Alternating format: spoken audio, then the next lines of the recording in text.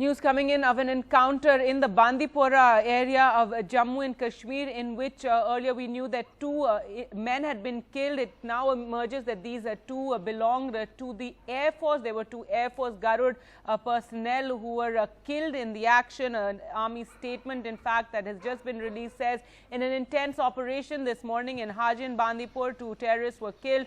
Two Air Force Garud personnel were martyred in the action. The Garud personnel were operating with the army for operational experience and training. The Chinar Corps commander and all ranks salute the martyrs and offer condolences to the bereaved families.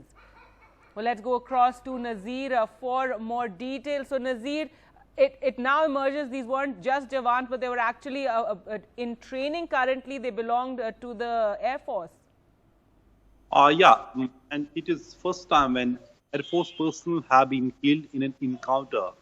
And Army statement clearly says they had come for the operational, experience and the training, how to deal with militants. Apparently, it looks like because no installation is safe, the way militants have carried out operations recently at right next to the Air Force base in Srinagar on BSF installation. So the Air Force personnel were part of this anti-militancy operation at Chakia Hajin in Bandipur district. As soon as they launched the operation, they came under heavy firing. Two soldiers were killed. Now it's turning out they were the Air Force personnel. One soldier has been injured. Two militants have been, killed. Also, a search operation is still underway, but the encounter is over. But this is a huge setback for the security force. First time, the Air Force personnel being killed in anti-militancy operation in Kashmir. All right. So, Nazir, tell us more about how this operation first began. It was, as you said, an anti-terrorist operation. It seems the Air Force personnel were actually in training with security forces there and learning from them. Yeah, exactly. Early in the morning, police and the army received a tip-off about the presence of militants in the Hajin area. They launched a joint operation, but they came under heavy firing of these militants by the foreigners. According to police sources, the slain militants may well be the part of the group who recently killed a BSF Jawan who was off duty in Hajin area when they suspected him as an informant, and then they killed him during the scuffle when he tried to resist and snatch the rifle from a militant who had stormed his house.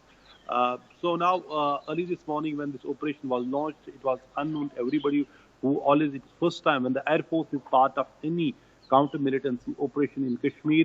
And Army has categorically said in their statement they were there for the operational training and experience during anti-militancy operation.